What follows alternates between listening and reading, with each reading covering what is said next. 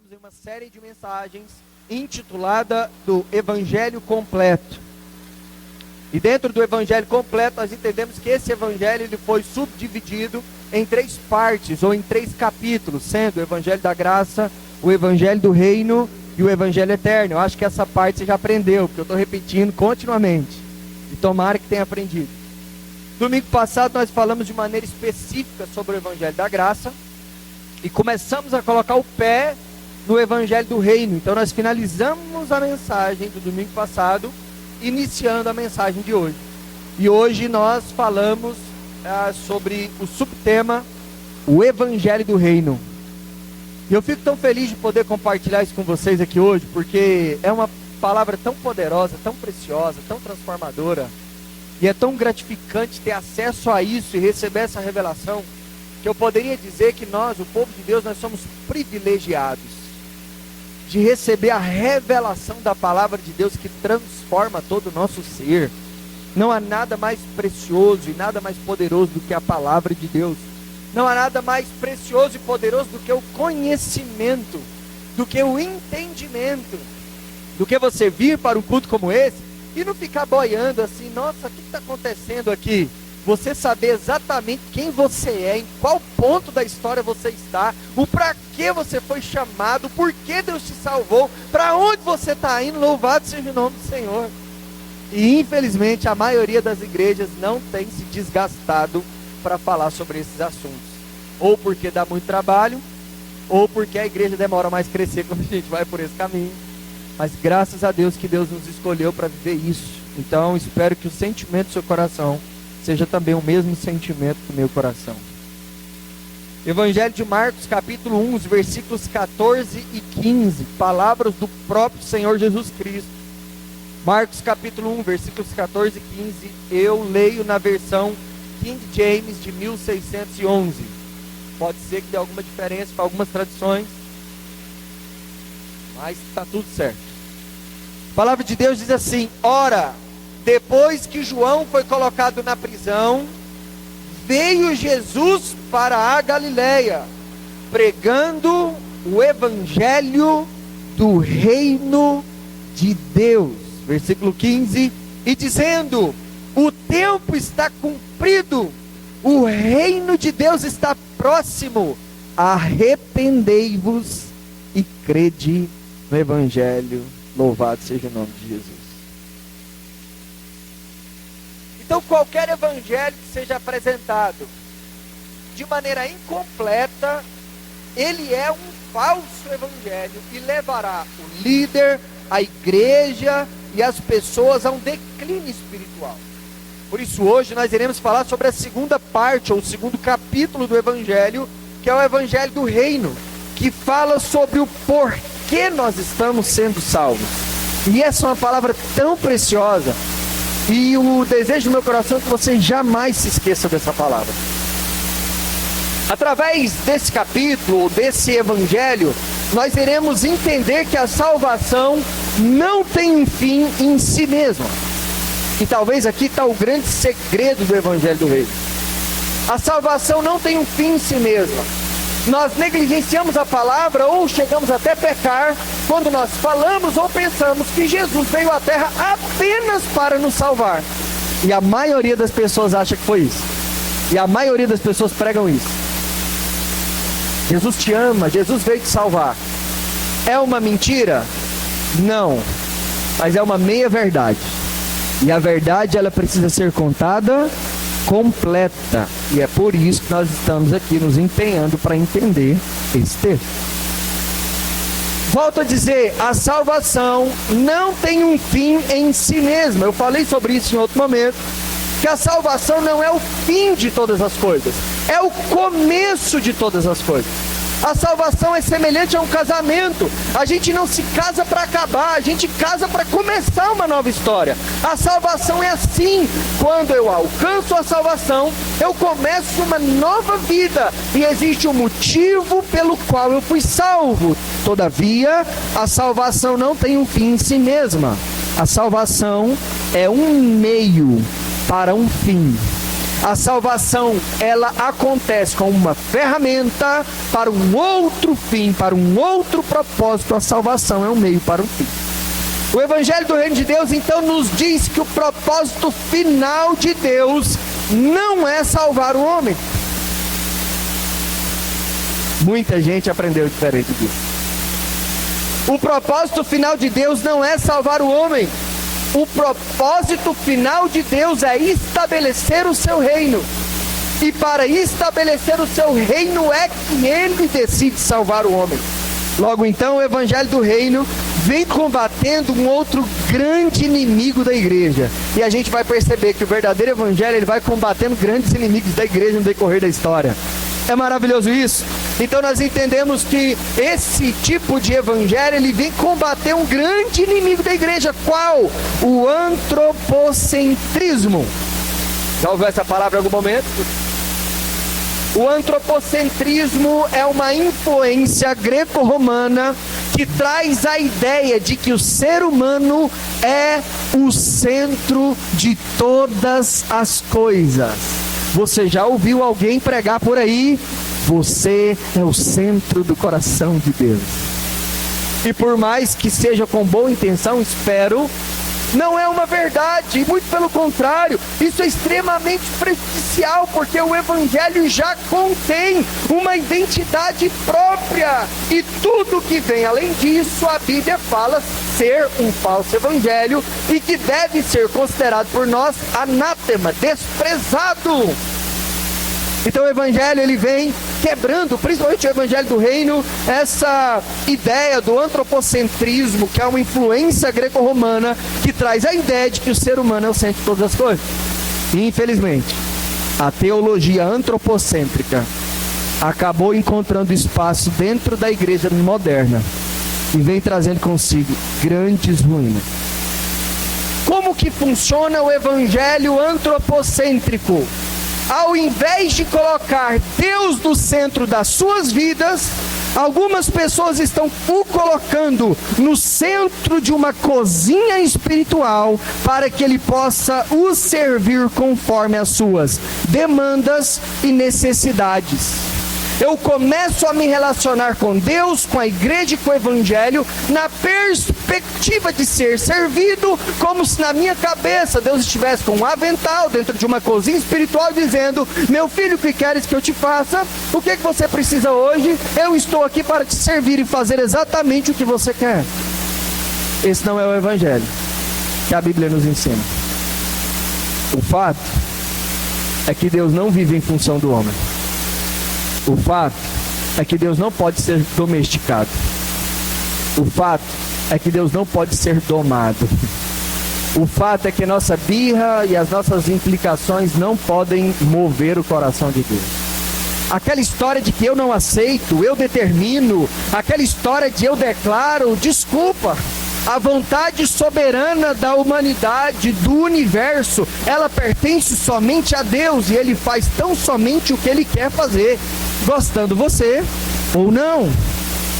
Ao mesmo tempo que isso é frustrante para algumas pessoas, isso é libertador, porque eu sei que a minha vida está nas mãos de Deus Todo-Poderoso, que Ele é dono de toda a vontade, Ele é dono do querer, Ele é dono do efetuar, Ele é dono do agir, e Ele, além de ser um pai, Ele é um bom pai para aqueles que se tornaram filhos dele. Eu deveria ficar com mais medo se Deus fizesse tudo que eu peço para Ele. Aí sim eu poderia ter medo. Agora, de colocar a minha vida nas mãos de Deus e dizer: Senhor, assim como Jesus nos ensinou na oração do Pai Nosso, seja feita a sua vontade, aqui na terra como ela é no céu. Então o fato é que Deus não vive em função do homem. Ele não pode ser domesticado, Ele não pode se enquadrar a nós, muito pelo contrário, nós é quem devemos nos enquadrar a Ele. E nesse capítulo do Evangelho do Reino, nós aprenderemos que Deus não tem compromisso com o ego humano, mas Deus tem compromisso com um propósito eterno, estabelecido desde antes da fundação do mundo. Desde antes de você ser você, já existia um propósito. Desde antes do mundo ser mundo, já existia um propósito. Aquela velha frase popular: quem somos nós na fila do pão? É Deus olhando para Jó e falando: Jó, onde você estava? Eu acho isso tão maravilhoso. Jó, você está reclamando, está triste, tudo bem, sua vida não está legal, mas deixa eu te fazer uma pergunta: aonde é que você estava quando eu estava colocando as fundações do mundo e do universo? Nós tentamos pegar Deus e domesticar Deus, colocar dentro de uma caixinha humana. Nós queremos compreender Deus na nossa mente. Deus é um ser que só se é compreendido através daquilo que Ele quis revelar. Caso contrário, ninguém consegue compreender Deus. Ele é Deus, Ele é o alfa, Ele é o ômega, Ele é o começo, Ele é o fim. Vamos continuar. Isso aqui daria um bom papo ainda, mas vamos continuar. Então a gente precisa partir do pressuposto de entender então o que é o reino de Deus. O Evangelho da Graça fala que Ele nos salvou soberanamente, fazendo-se justiça por nós. Nós não temos mérito nenhum nisso. Ele olhou para nós, fez tudo por nós e nos salvou. E através do arrependimento e da fé fomos salvos. Agora, para que fomos salvos? O Evangelho do Reino vem dizer isso. Então nós precisamos entender o que é o reino de Deus. No original do grego, a palavra reino significa basileia. A palavra basileia tem a ver com ordem, tem a ver com domínio. Logo então, o que mais se aproxima do significado do reino de Deus, o Evangelho do Reino está falando sobre o domínio, o governo e a influência de Deus sobre toda a criação. Pastor, então o que é o reino de Deus, ou o Evangelho do Reino? O Evangelho do Reino fala sobre o domínio, o governo e a influência de Deus sobre toda a criação. E para pensar um pouquinho, é isso que diferencia o cristianismo de qualquer outra religião. Já viu que algumas pessoas ficam ofendidas e... por que você diz que a sua religião é certa e de todo mundo é errada? Nós somos o único povo no mundo que tem o direito de falar isso. Porque de fato, a única verdade absoluta é a palavra de Deus, e ela garante que quem nasceu de novo é o único povo que pode dizer: nós somos a religião certa e todas as outras estão erradas. Isso não é orgulho, isso é verdade. Gostando ou não gostando, querendo ou não querendo, ferindo algumas pessoas ou não, essa é a verdade absoluta. E o que difere o cristianismo de qualquer outra religião? Em todas as outras religiões, se você tira o seu fundador, vai sobrar regras, vai sobrar uma história, vai sobrar um ensino e vai sobrar algumas coisas. No cristianismo, se você tira o fundador, acabou todas as coisas. Isso é maravilhoso, isso é poderoso.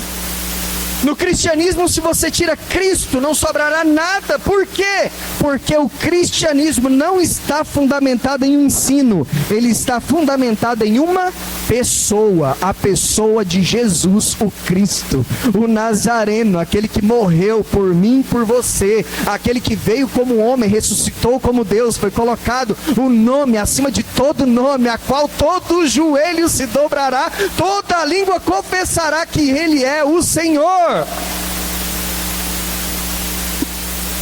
Sabe, nas outras religiões, se você for parar para pensar, você tira o Maomé, mas continua com os ensinamentos, você nem sabe quem é o criador do budismo, mas está lá, você sabe que existe o budismo, mas o cristianismo só existe porque Jesus Cristo, ao terceiro dia, ressuscitou, e tudo que cremos não está fundamentado em regras, em leis, em ordens éticas e morais. Tudo que cremos está fundamentado na pessoa de Jesus. Ele é a pedra, Ele é o fundamento do Evangelho. Louvado seja o nome de Jesus. Isso precisa ficar claro para nós. Então o reino de Deus fala sobre essa autoridade e domínio de Deus sobre toda a criação. Você vai falar, então Jesus não é o fundador do cristianismo? Não, Jesus não é o fundador do cristianismo. Jesus é o fundamento do cristianismo. O fundador do cristianismo foi o Espírito Santo em Atos capítulo 2, e a partir dali, mas o fundamento do cristianismo chama-se Jesus Cristo. Logo então, o reino de Deus é o meio pelo qual Ele comunica a sua vontade revela o seu caráter e insere a criação a uma relação de aliança com Ele. Eu vou repetir. Logo então, o reino de Deus é o meio pelo qual Ele comunica a sua vontade, revela o seu caráter e insere a criação em uma relação de aliança com Ele. E aqui dá para a gente trazer um diagnóstico. Muitos erroneamente estão utilizando princípios e ensinos do cristianismo sem que tenham experimentado o governo de Cristo. Isso faz deles cristãos? Não. Não, mas eles estão usando princípios bíblicos. Faz deles cristãos? Não. Porque o cristianismo não está fundamentado em uma regra. O cristianismo está fundamentado a uma pessoa. É por isso que eu posso até te dar um exemplo sobre isso. No prédio da ONU tem um paredão bem grande. Nesse paredão tem escrito um texto bíblico lá. Um texto de Isaías capítulo 2, versículo 4, que fala sobre a paz. Isso faz deles pessoas cristãs. Isso faz deles participantes do reino de Deus. É o que eu tenho dito aqui constantemente. Carregar uma Bíblia debaixo do braço não faz de mim nem de você parte do reino de Deus. Cantar uma música bonita não faz nem de mim nem de você parte do reino de Deus. Frequentar uma igreja pela vida inteira não faz de mim, de você, parte do reino de Deus. Vestir como crente, falar como crente, andar como crente, não faz de você parte do reino de Deus. O que faz você parte do reino de Deus? Expressar a natureza de Cristo como uma nova criatura. Só isso. Mas aí a gente pode dar outros exemplos. Maçonaria. Já ouviu alguém falar, nossa, mas maçonaria, eles pegam a palavra de Deus e eles aplicam a palavra de Deus mais corretamente que os evangélicos. Eu concordo. Mas isso faz deles parte do reino de Deus? Não, por que não? Porque não conhecem o Senhor, não estão fundamentados no sangue de Jesus Cristo, não foram preenchidos pelo poder do Espírito Santo e não podem se intitular cristãos porque não nasceram de novo. O que poderíamos dizer dos nossos amigos espíritas? Que pegam a palavra de Deus e de uma maneira tão convincente ajudam os necessitados, os pobres, e criam toda uma controvérsia dentro do Evangelho, mas dizendo o quê? Estamos aplicando o princípio. Não, aqui a gente acredita na Bíblia, a gente acredita em Jesus. Acreditar na Bíblia, acreditar em Jesus faz deles parte do reino de Deus? Não! Porque eles não foram regenerados, renascidos, recriados e batizados no Espírito que faz de nós uma nova pessoa. Então existem inúmeros exemplos de pessoas que estão fundamentadas nos princípios do cristianismo, porém estão completamente e profundamente longe do que podemos chamar de reino de Deus. Louvado seja o nome de Jesus. Por que isso acontece? Porque nenhuma dessas iniciativas estão debaixo do governo e do senhorio de Jesus. Então, se você pega a Bíblia e usa a Bíblia para preencher apenas as suas necessidades pessoais, você pode até estar bem consigo mesmo, mas isso não faz de você parte do reino de Deus. E aí é o grande problema. Por quê? Porque da mesma forma da ONU, da mesma forma da maçonaria, da mesma forma do espiritismo, da mesma forma que tantas outras religiões, iniciativas que tem por aí, que se apegam a princípios, dogmas bíblicos e cristãos, e estão completamente fora da vontade de Deus e não manifestam o reino de Deus na terra, assim também está o falso evangelho, infelizmente. E isso machuca profundamente meu coração. O que é um falso evangelho? É o evangelho longe do governo e do senhorio de Deus. E aqui talvez nós podemos entender a diferença entre o evangelho dos evangélicos e o evangelho do reino de Deus. Existe uma distinção. O evangelho dos evangélicos é o evangelho que o evangélico criou. O evangelho do reino de Deus é aquele que está estabelecido desde antes da fundação do mundo, revelado na palavra, manifesto no Espírito, que nós podemos viver através de um novo nascimento em Jesus. Está ficando claro para vocês? Vocês me iam falar que não está também, né? E se não tivesse também não tinha o que fazer.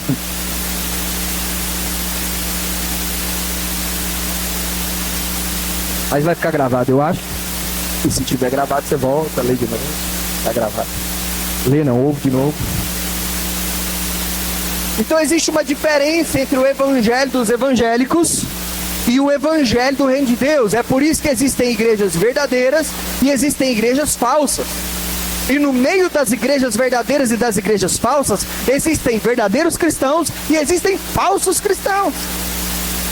E o que traz essa repartição, distinção, é aquilo que a Bíblia diz, é aquilo que é revelado através do evangelho do reino de Deus. O evangelho dos evangélicos tem a ver com utilizar de princípios e valores cristãos para atender suas próprias demandas pessoais, enquanto o evangelho do reino de Deus tem a ver com pessoas que renunciam e são transformadas, expressando o caráter, a natureza de Deus, a fim de trazer o reino de Deus para a terra. Deu para entender a diferença? O problema é que se a gente não tiver antenado, a gente passa desapercebido, é muito sutil. Porque fala bonito, é convincente, dá um arrepio, é gostoso, o ego fica todo inflado, eu saio todo animadinho, mas não é o evangelho do reino de Deus.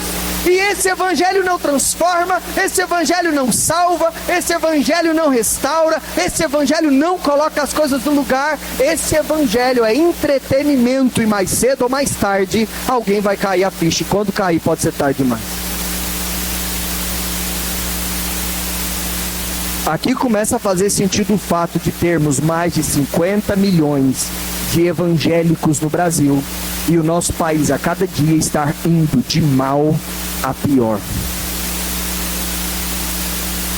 Chegamos em um ponto que nós não precisamos evangelizar os desevangelizados, nós precisamos evangelizar os crentes,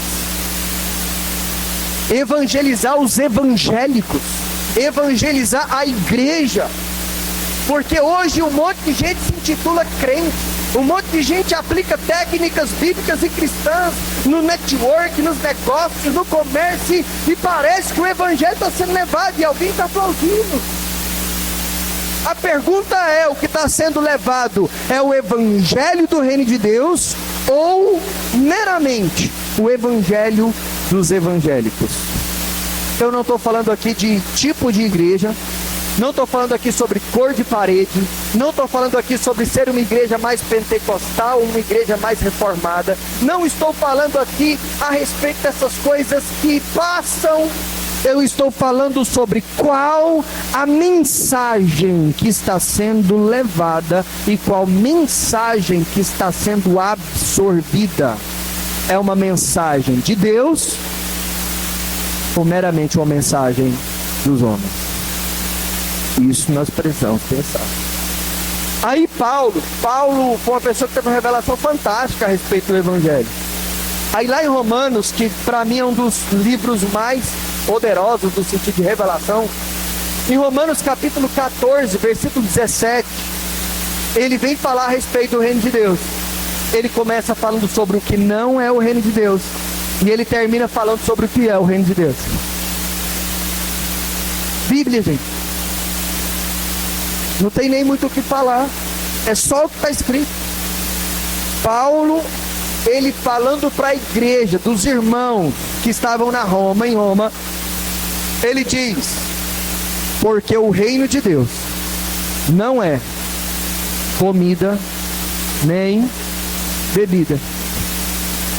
A gente fica pensando: Paulo, por favor, eu estou esperando uma exegese, eu estou esperando toda uma revelação vindo dos profetas maiores e menores. Você olha para mim e fala que o reino de Deus não é comida e bebida, e aí? Eu não sei você, mas quando eu li isso pela primeira vez, eu fiquei um pouco frustrado, porque eu louco para saber o que é o reino de Deus. O Paulo vira e diz que não é comida nem bebida. Eu falo: legal, já deu para entender, no mínimo. Não mexeu muito comigo essa primeira parte do texto. Não até ser impactado com uma revelação do Espírito Santo. Aí ele termina dizendo, ele fala o que não é comida nem bebida. Aí ele termina dizendo, mas justiça, paz e alegria no Espírito Santo. O que é comida e bebida? Comida e bebida é a necessidade básica de um ser humano. Comida e bebida é algo cujo qual nós não podemos viver sem. Comida e bebida, ele usa a maior necessidade humana para olhar para mim e para você e dizer: o reino de Deus não é e não tem nada a ver com suas necessidades. Você pode ficar escandalizado, mas é o que Paulo está dizendo. Senhor, mas eu estou sem dinheiro. É uma necessidade? É, o reino de Deus não tem a ver com as suas necessidades. Senhor, mas meu casamento está acabando. Não, o reino de Deus não tem nada a ver com as suas necessidades. Parece ser um pouco desestimulante no começo, mas depois ele vem dizendo: mas o reino de Deus é justiça, paz e alegria. O que é isso? Isso são atributos do caráter de Deus. Olha o que Paulo está querendo dizer, que fantástico. Ele está dizendo: ninguém vai encontrar o reino de Deus enquanto estiver buscando saciar ou alimentar suas necessidades pessoais. Nós só iremos encontrar o reino de Deus a partir do momento em que decidirmos, através de sermos transformados por Ele, a levar os atributos do seu caráter, que é aqui nomenclado como justiça, paz e alegria. O que Paulo está querendo dizer é o seguinte: olha, filho, filha, você está querendo a coisa certa do jeito errado. E nós poderíamos colocar em paralelo com esse texto aquele que diz que aquele que procurar a sua vida vai perder, mas aquele que perder a sua vida por amor a Ele vai fazer o quê? Vai encontrar.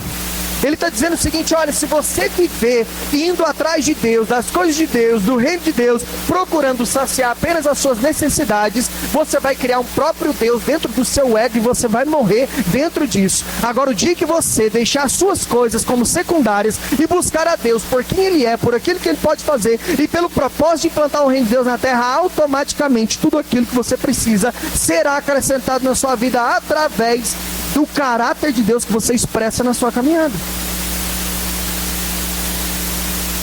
Resumindo, se você busca a Deus para resolver necessidades pontuais, você pode resolver, pode não resolver, mas isso só tem a ver com necessidades pontuais. Estou doente, você pode ser curado, mas você vai ficar doente de novo e vai morrer algum dia. Tudo que a gente alcança no reino de Deus no sentido de necessidade pontual só se resolve de maneira pontual. Só tem uma coisa que resolve todo o nosso problema de maneira plena, e não só isso, como nos faz novas pessoas, com nova perspectiva e com uma nova direção. É quando nós encontramos no reino de Deus uma nova vida, um novo começo, uma nova história, uma nova natureza. E a partir daí nós expressamos o reino de Deus. E a partir daí nós somos cercados daquilo que necessitamos para cumprir o nosso propósito e a nossa missão. Por isso que Davi fala: o Senhor é o meu pastor, de nada terei falta. Ele não está dizendo que vai ter tudo que quer, ele está dizendo: aquilo que eu preciso para cumprir o meu propósito não irá me faltar. É por isso que Paulo diz: posso todas as coisas naquele que me fortalece, na abundância, na escassez, no problema, na dificuldade, na riqueza, porque nada disso importa, porque eu sei que se eu estou nele e ele está em mim, eu vou ser munido de tudo que eu preciso e não vou ter falta de nada que eu não preciso. Sabe aquela loucura?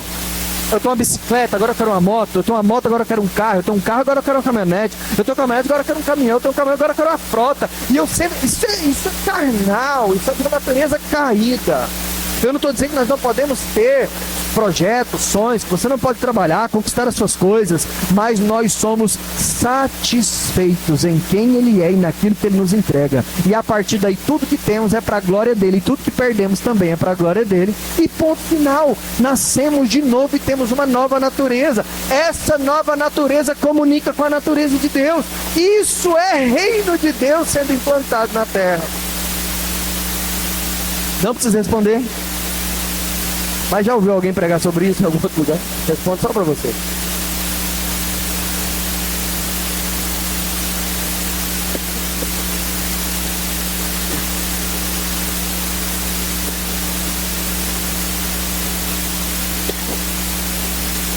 Justiça, paz e alegria, o que são isso? Atributos de Deus. Paulo está dizendo, o reino de Deus não é comida, o reino de Deus não é bebida. O reino de Deus é o manifestar da natureza de Deus na terra. Pastor Leandro, então quem faz parte do reino de Deus? Quem manifesta a natureza de Deus na terra. E é aqui que vai fazendo distinção. É óbvio que a gente vai continuar. Eu não consigo terminar essa palavra hoje, porque isso aqui é só a introdução do Evangelho do Reino. O Evangelho da Graça a gente conseguiu ser um pouco mais rápido, porque a gente acaba ouvindo muita coisa e deu pra gente. Agora o Evangelho do Reino a gente precisa avançar um pouquinho mais. Então pode ser que no próximo domingo a gente continue falando sobre isso aqui. Mas só faz parte do reino quem exala o reino. A natureza de Cristo exalada através de nós. É por isso que está fácil resolver.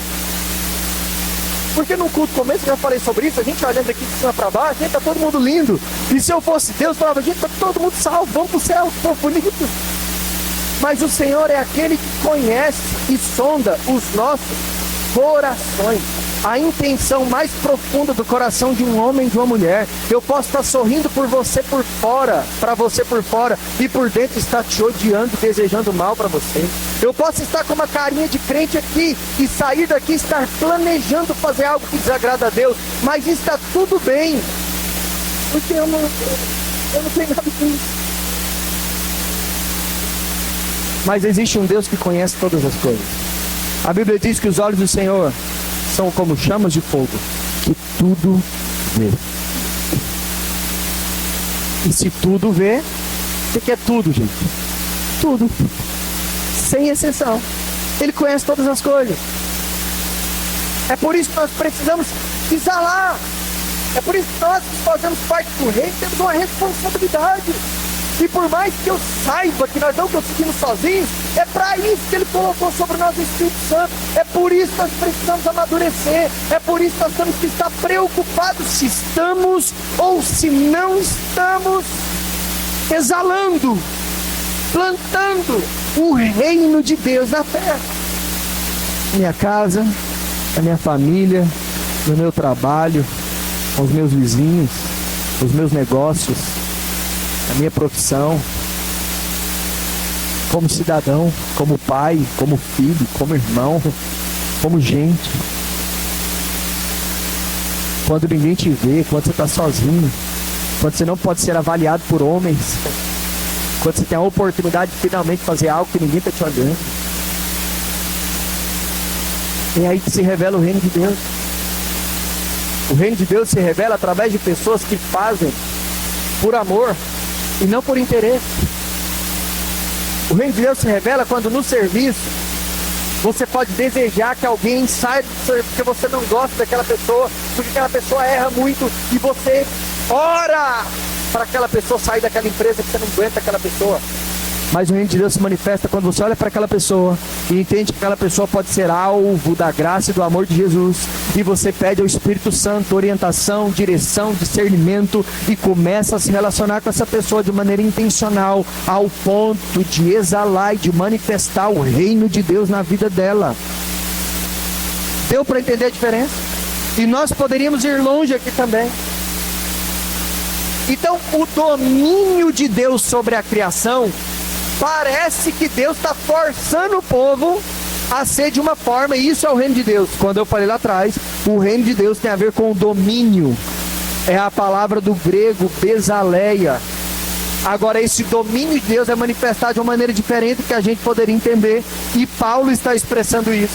Então, logo então, o domínio não é a forma com que Deus impõe sua vontade, mas a forma com que Ele comunica a sua natureza, através daqueles que fazem parte do reino de Deus.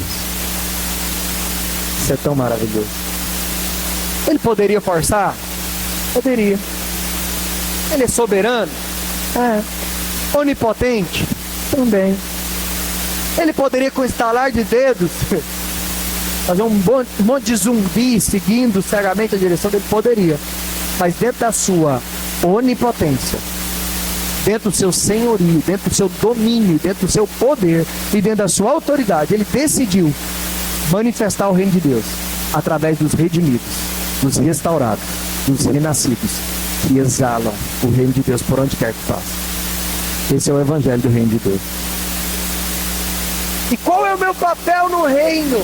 Aí é que a gente se encontra. Qual é o meu papel no reino? É importante a gente entender que o reino, ele se dá em 3 dimensões.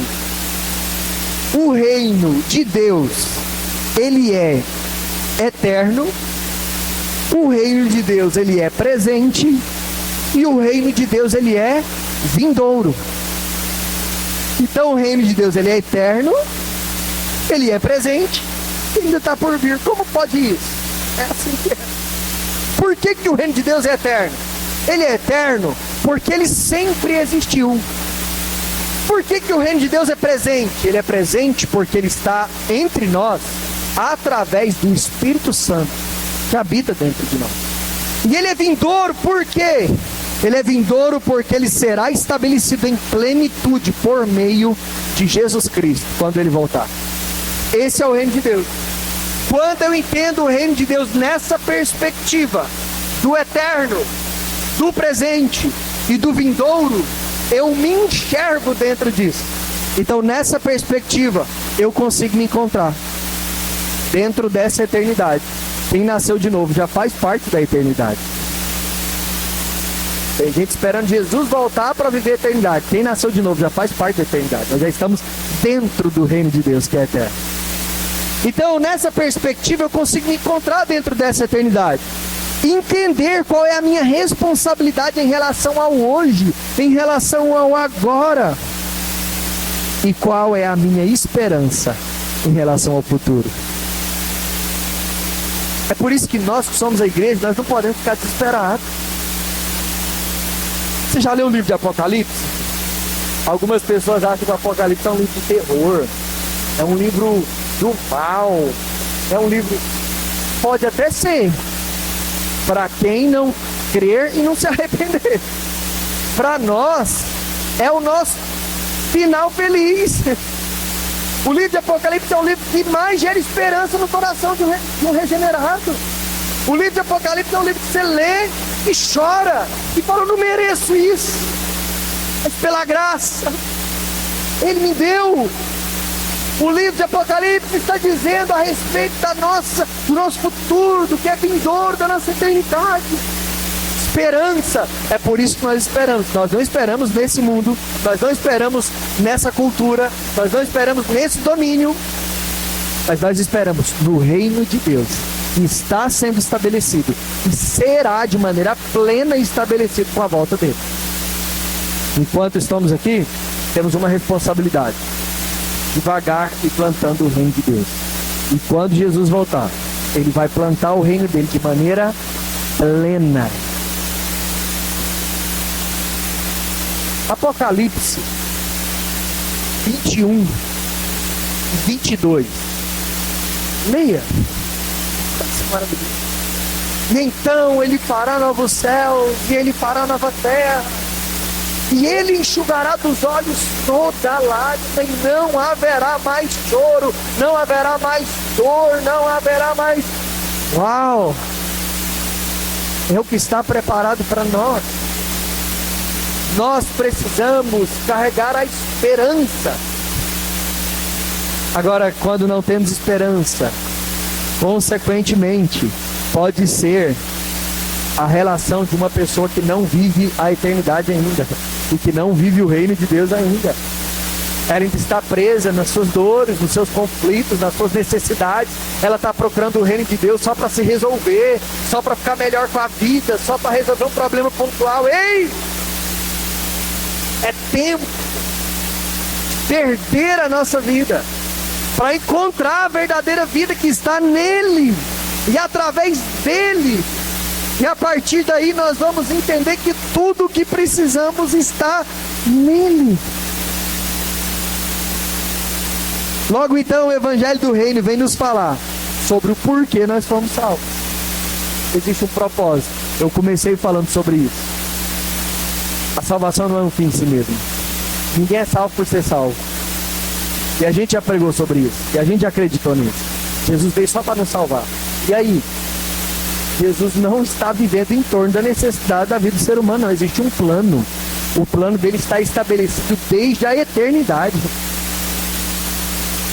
Se a eternidade tivesse começo, tivesse fim, seria do início ao fim da eternidade. Mas como não tem, o plano dele subsiste e passa essa ideia de tempo que a gente tem. E o Evangelho do Reino fala sobre isso. Porque nós fomos salvos. E aí, mais uma vez, Paulo. Não tem como deixar ele de fora. 2 Coríntios capítulo 5, versículo 20.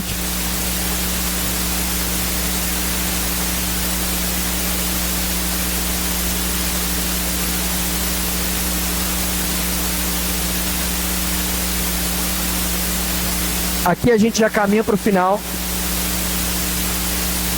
da palavra de hoje, já colocando um pé na palavra de domingo que vem. Vou fazer sempre assim para ficar sempre com vontade de saber o que tem no próximo e não faltar o culto.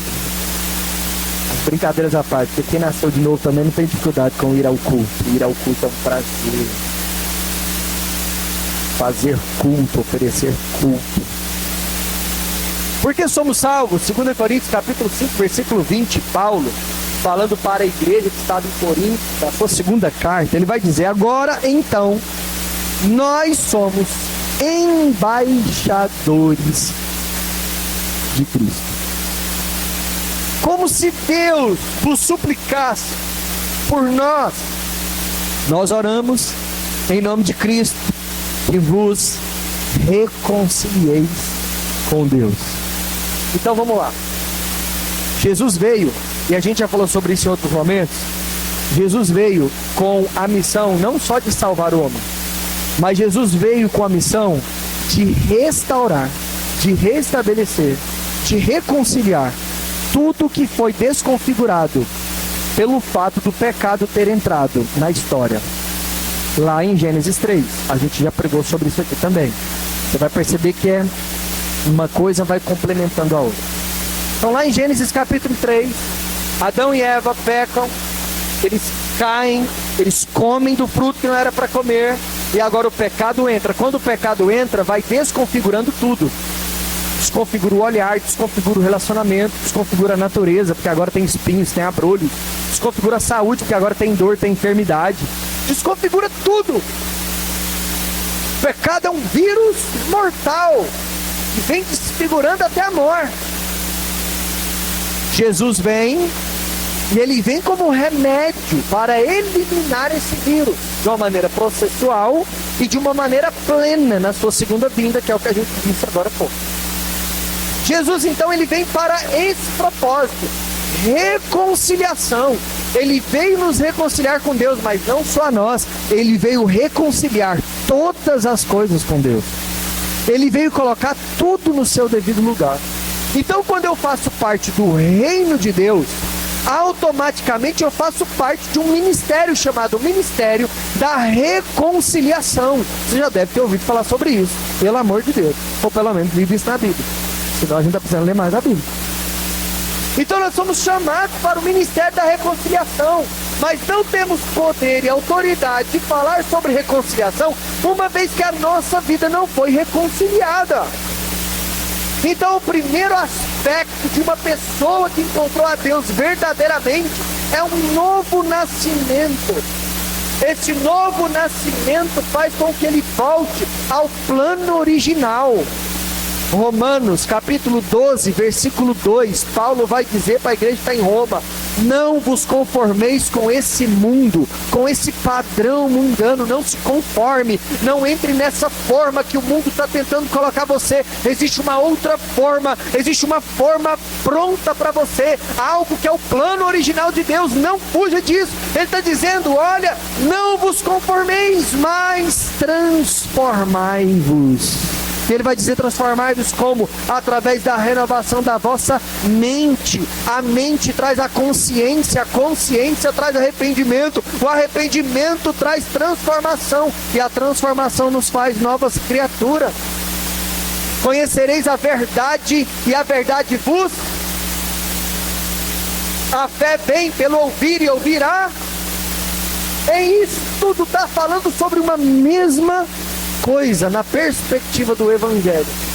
Então não vos conformeis com o mundo. Ele está dizendo que tem uma outra forma para você, mas transformai pela renovação do vosso entendimento, para que você esteja apto. Isso é maravilhoso. Quando você sai da forma do mundo e que você entra na forma de Deus, novo nascimento, nova natureza, ele diz, você está apto para experimentar a boa, agradável e perfeita vontade de Deus.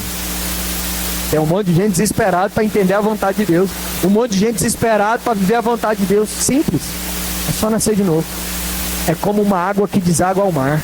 Quem nasceu de novo sempre estará no centro da vontade de Deus.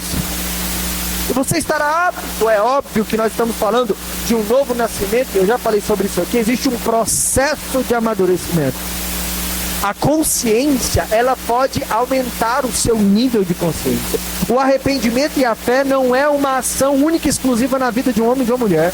Não, eu vim aqui, eu arrependi, eu criei e pronto. Não, é todos os dias. Você se arrependeu hoje? Hoje. De algum pecado que você cometeu, de uma palavra que você falou que feriu alguém, de um pensamento tortuoso que veio sobre a sua cabeça, porque nós não vencemos o efeito do pecado em sua totalidade. Nós temos o poder do Espírito Santo para vencê-lo dia após dia, através da fé e do arrependimento diários. Eu preciso crer hoje, eu preciso arrepender hoje, eu preciso arrepender hoje, e eu preciso crer hoje. E quanto mais eu faço isso, de glória em glória, de vitória em vitória, eu vou avançando no processo de amadurecimento até que eu me torne a estatura de varão perfeito, que é a semelhança de Jesus. Romanos 8,39, portanto, aquele que de antemão vos conheceu, também vos predestinou para que vocês sejam conforme. O que é conforme? Na forma. Se no 12,2 ele está falando, sai da forma. No 8,39 ele está dizendo, entra na forma, para que sejam conforme. Conforme o quê? A imagem do Filho amado de Deus, a fim de que ele seja o primeiro entre muitos irmãos. João 3,16, ele é unigênito. É ou não é verdade? Porque Deus amou o mundo de tal maneira que deu o seu Filho unigênito. Era só Jesus. Já em Romanos, Jesus tinha morrido e ressuscitado para nos fazer filhos por adoção.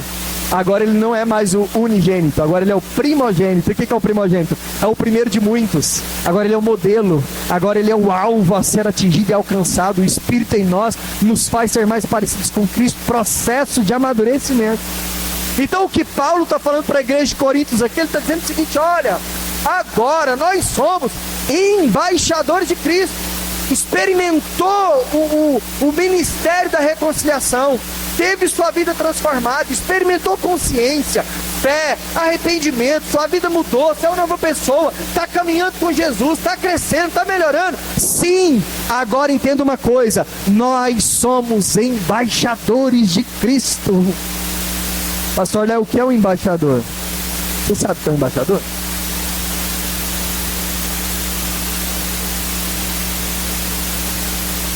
O embaixador é alguém que representa o seu reino em outra terra.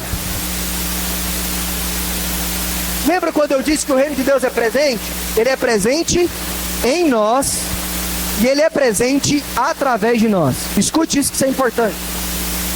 O reino de Deus está presente em mim e ele está presente através de mim. Mas esse mundo jaz do maligno. Então o inimigo ainda tem poder. E nesse poder ele ainda rege muitas bases do mundo. Entende o que eu estou dizendo? Então, esse mundo, a gente precisa entender que ele ainda não foi completamente redimido. Então poderíamos dizer que esse mundo ainda está sob o domínio do inimigo. O reino está presente em mim e através de mim, passo a passo, avanço a avanço, evangelho sendo compartilhado, natureza sendo compartilhada, nova vida alcançando outras vidas, essência, transformação, evangelho, tudo isso acontecendo. E aí ele fala, agora que você que foi alcançado, você agora também é um embaixador. Então você pertence ao reino de Deus, vivendo no reino das trevas. Olha que doideira. Você vive no reino de Deus, você faz parte do reino de Deus, vivendo no reino das trevas. E agora você precisa viver no meio das trevas, sem se manchar com as trevas, e limpando o maior número de pessoas na base do poder do Espírito Santo, do poder do Evangelho, da palavra de Deus pregada. Ele está dizendo, vocês agora são embaixadores do reino de Deus. O embaixador é alguém que representa o seu reino em outra terra. Logo então, a salvação pela graça nos torna embaixadores do reino de Deus. Fomos salvos para nos tornar embaixadores desse reino. Pessoas que expressam o caráter e natureza de Cristo. Esse mundo só existe ainda porque a igreja está aqui. A única coisa de boa que existe no planeta Terra é por causa da igreja, é por causa dos redimidos, é por causa dos renascidos. É o poder do Espírito Santo que age em mim e através de mim. São pessoas que carregam a natureza de Cristo e que devagar e processualmente estão implantando o reino de Deus através do domínio e senhorio de Cristo, que não se manifesta na força, mas que manifesta no poder do convencimento. Esse é o poder do Evangelho. Eu estou pregando aqui para uma multidão de pessoas. Pode ser que algumas pessoas estão ouvindo e estão sendo transformadas, estão se aproximando de Deus. E pode ter pessoas que estão ouvindo, não estão sendo transformadas, estão indo para mais distante de Deus. Mas o meu papel é pregar. O meu papel é agir. E o meu papel é levar a natureza de Deus por onde quer que eu vá. Então todos nós que fomos regenerados, carregamos necessariamente o ministério da reconciliação. Uma vez que fomos reconciliados, nós entendemos que temos uma missão: reconciliar todas as coisas com Deus, a partir de nós e através de nós. Tudo isso que eu estou pregando é para a gente entender, cara, onde eu estou nisso tudo. Desde o início, o objetivo principal é a gente olhar para essa história e falar, onde eu estou nisso? Qual etapa eu passei agora? Quem eu sou?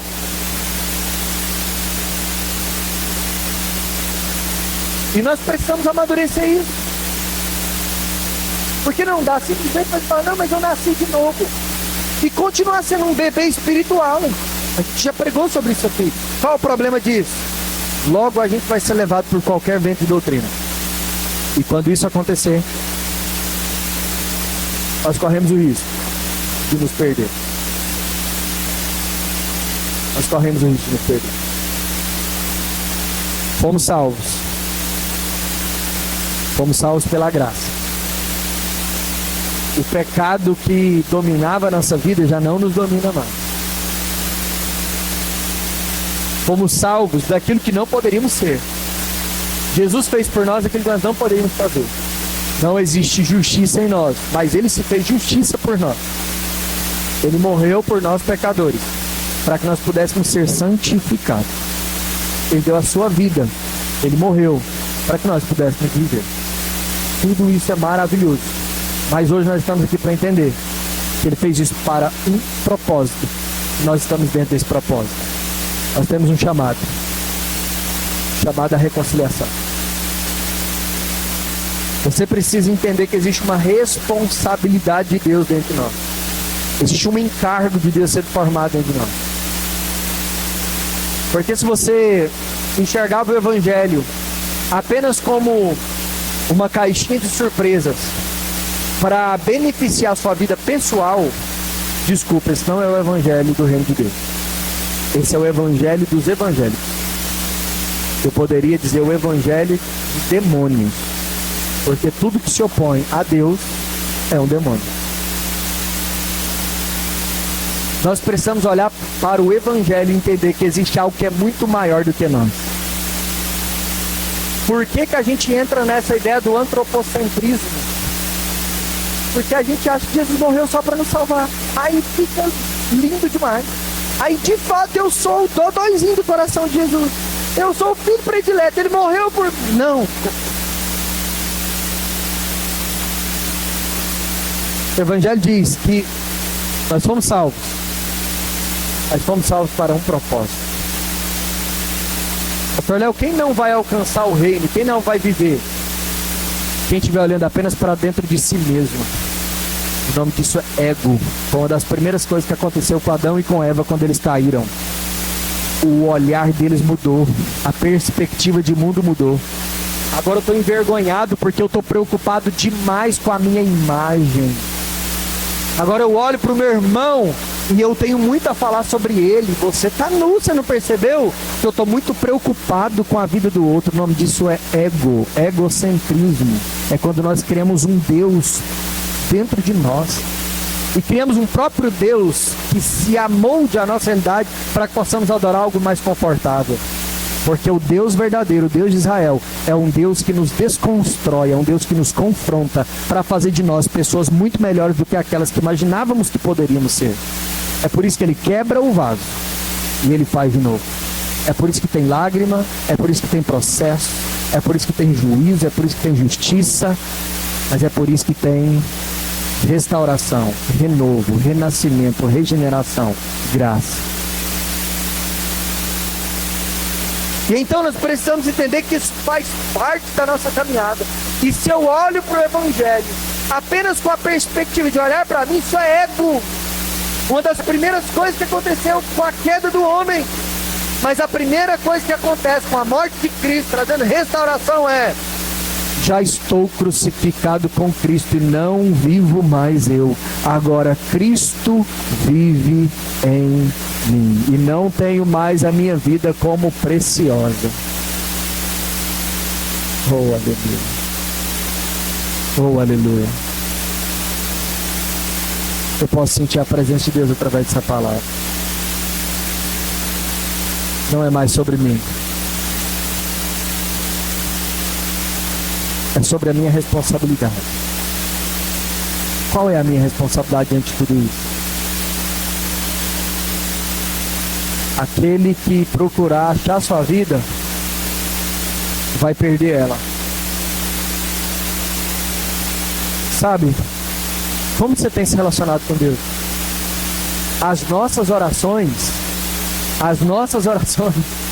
revelam o nosso coração. Em sua oração, você ora mais por você ou ora mais pelo outro?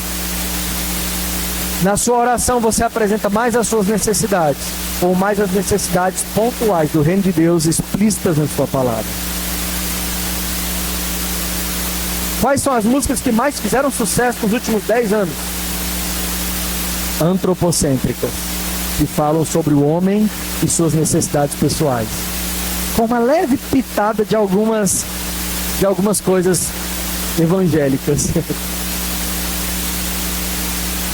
Quem se lembra daquele hino Sabor de Mel? Quem já cantou, ele fica calado. O Senhor te perdoe pelos seus pecados. Quem te viu passar na prova e não te ajudou, quando ver você na bênção, vai se arrepender. Todo hino que tiver a palavra você, falando de mim, homem, acenda uma luzinha de alerta. Fique esperto.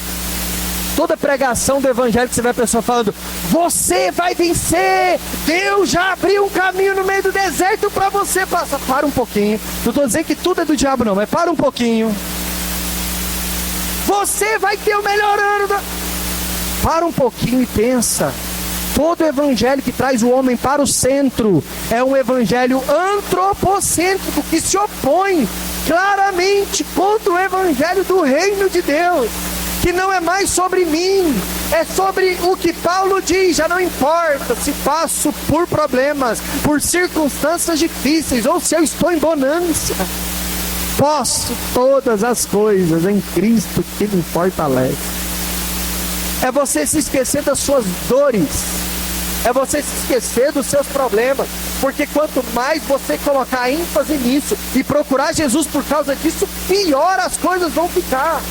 Agora chega até Jesus e diga: Jesus, independente das minhas dores, das minhas feridas, eu entendi que o Senhor está me chamando e eu quero me posicionar, porque eu quero ser um embaixador, eu quero viver um processo de reconciliação e eu quero reconciliar o mundo contigo, ponto final. E o que o Senhor vai fazer não importa, se o Senhor fizer, amém, se o Senhor não fizer, eu continuo crendo no Senhor. Eu não sou crente por aquilo que eu sinto, eu sou crente por aquilo que eu acredito, e se eu não sentir nada, eu continuo seguindo, fiel àquilo que as Escrituras dizem.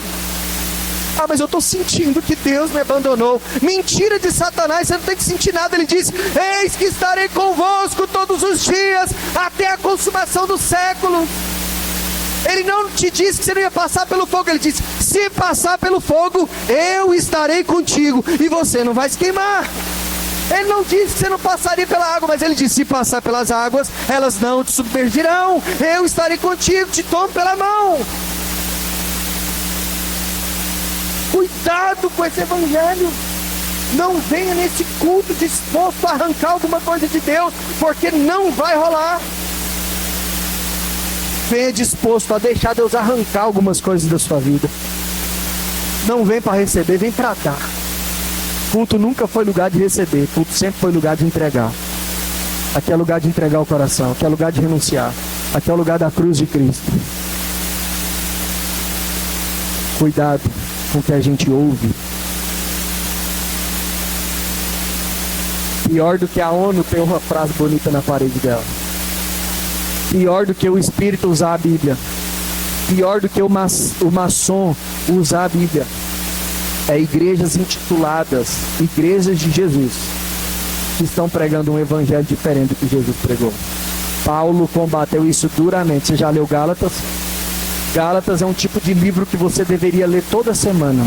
E ele é bem pequenininho e dá para ler tranquilamente num dia. Paulo combate o falso evangelho do início ao fim da carta de Gálatas, porque eles estavam se corrompendo.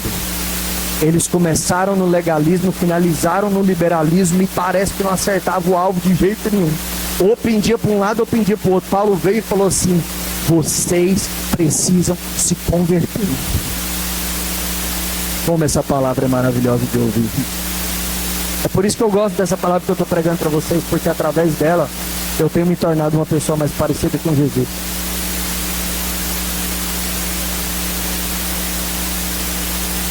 Eu tenho tudo que quero? Não. Mas tenho tudo que eu preciso. De nada eu tenho falta. E se tiver que faltar alguma coisa, que seja para a glória de Deus. E se tiver um pouco mais do que eu tenho hoje, que seja para a glória de Deus. E se tiver que passar mais umas lutas, que seja para a glória de Deus. E se a luta acabar, que seja para a glória de Deus. E se eu chorar, que seja para a glória de Deus. E se eu sorrir, que seja para a glória de Deus. E se eu estiver triste, que seja para a glória de Deus. Se eu estiver feliz, que seja para a glória de Deus. Fica de pé. Vamos cantar uma canção. E tomara que nessa canção não tenha eu ou você. Brincadeira, gente.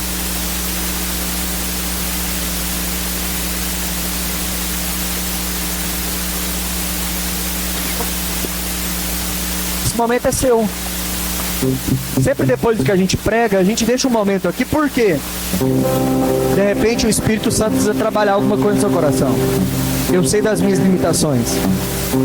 Eu jamais conseguiria pregar o Evangelho aqui em 2, 3 cultos de maneira plena. Então a gente vem trazendo um resumo e a gente tenta associar isso com a nossa realidade.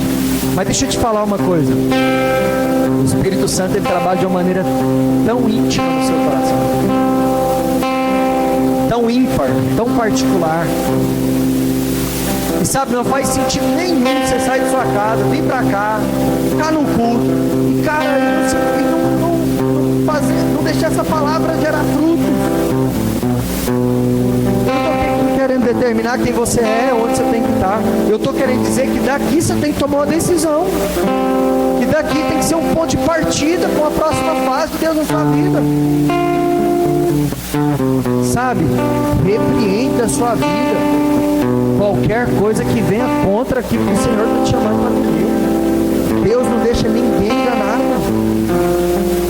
O Espírito Santo aqui hoje está revelando verdades poderosas no seu coração. Você nunca vai ter a desculpa de falar: ah, eu estava meio perdido, eu não sabia o que fazer. Vai para Jesus sem limite. Vai para a palavra sem limite. A resposta está nele. A resposta é Ele, quem Ele é. Todos os nossos problemas parecem nada, quando de fato e verdadeiramente nós estamos no reino de Deus. Nós precisamos fazer parte desse reino. Nós precisamos nos converter. Nós precisamos alcançar essa salvação. Fé e arrependimento precisa fazer parte do nosso coração. Mas quando eu começar a receber de Deus a reconciliação, precisa entender, eu também fui chamado para reconciliar. Eu tenho uma responsabilidade, eu carrego um encargo, eu tenho um chamado. Até que Jesus volte e estabeleça de maneira plena o seu reino, eu dia após dia vou estabelecer o reino de Deus aqui nesse mundo. Onde havia trevas, haverá luz. Onde abundou o pecado, superabundou a graça. Isso é reino. Por isso, use desse momento para que você faça uma oração e deixe o Espírito Santo de Deus falar contigo. Enquanto a gente canta, você ora, você deixa o Espírito Santo ministrar em seu coração. Sonda-me, Senhor, e me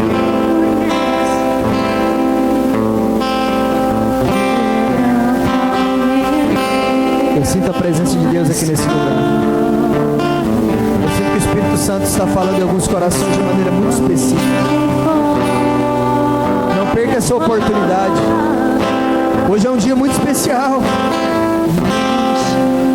É o dia do Senhor.